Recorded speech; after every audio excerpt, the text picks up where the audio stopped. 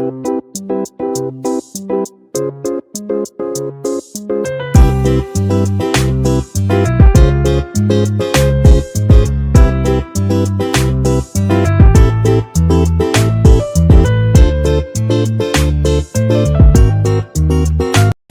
Kitchen मध्ये नमस्ते। आजची recipe आहे सुकटीची चटणी, एकदम झणझणीत अशी आणि गावरान पद्धतीने। इथे मी घेतलेली आहे 250 ग्राम। 2 कांदा आहे चिरलेलं आणि इथं लसूण आहे, पूर्ण आखी 1 लसूण आहे, टेचून घ्यायची। टोमॅटो 2 आहेत, अर्धी चमचा हळद आहे आणि चवीनुसार कोथिंबीर आहे। इथे आहे ना कांदा लसूण मसाला 2 चमचा घेतले आहे आणि चवीनुसार मीठ घेतले आहे। इथे आहे ना तुम्ही जवला म्हणताय काय सुकट, इथे मी धुवून घ्यायचे स्वच्छ, पाणी टाकायचं आणि त्याच्यामध्ये माती वगैरे असेल तर स्वच्छ 2 ते 3 पाण्याने धुवून घ्यायची आणि छान असे आहे ना पाण्यामध्ये भिजवून घ्यायचे पूर्णपणे।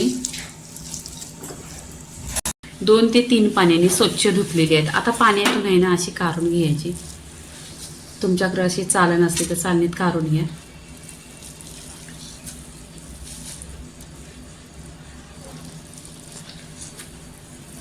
पूर्णपणे इथे धुतलेली आहे आणि काढून घेतलेली।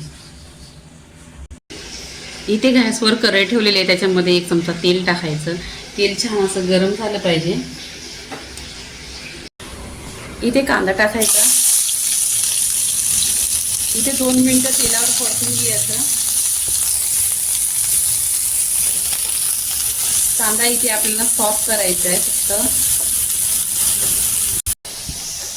इथे लसूण टाकायची, लसूण इथं आहे ना टेचून घ्यायचे, टेचल्यानंतर खूप छान टेस्ट येतो।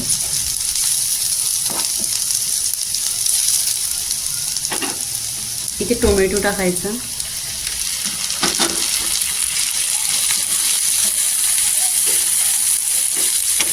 टोमॅटो पण तेलावर परतून घ्यायचं, छान असं टेस्टी आणि सॉफ्ट होतं तेलावर परतल्यावर।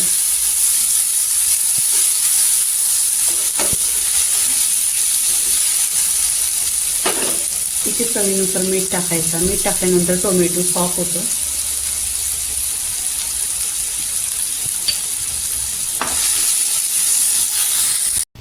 इथे आहे ना स्वच्छ धुतलेली सुकट आहे, याच्यावर टाकून घ्यायची छान अशी आणि तेलावर परतायची। तेलावर परतल्याने ना असा खूपट वास वगैरे काही येत नाही आणि चविष्ट लागते। इथे तेलावर परतून झालेली आहे। आता इथे आहे ना सुके मसाले टाकायचे। कांदा लसूण मसाला 1.5 चमचा आहे, हळदी पावडर अर्धी चमचा आहे,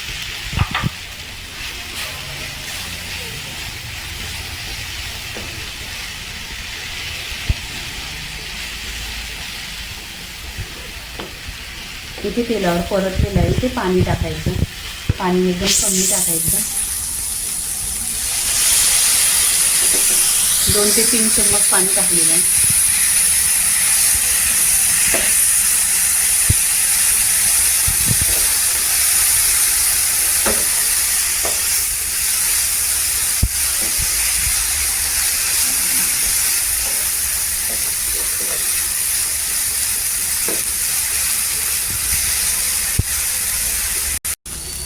एक 10 ते 15 मिनिटं आहे ना स्लो गॅसवर ढाकण लावून ही सुकटीची चटणी शिजवून घ्यायची।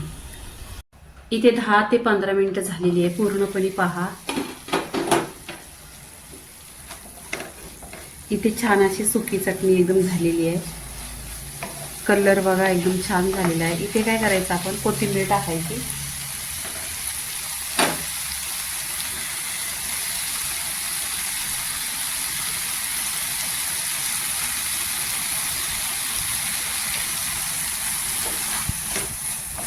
कोथिंबीर टाकल्यानंतर परतून घ्यायची छान अशी, एक मिक्स केली।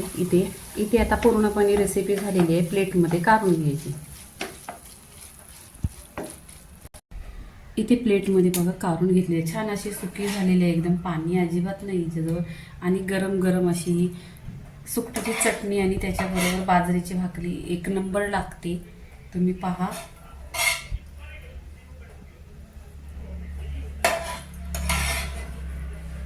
इथे पूर्णपणे झालेली आहे रेसिपी।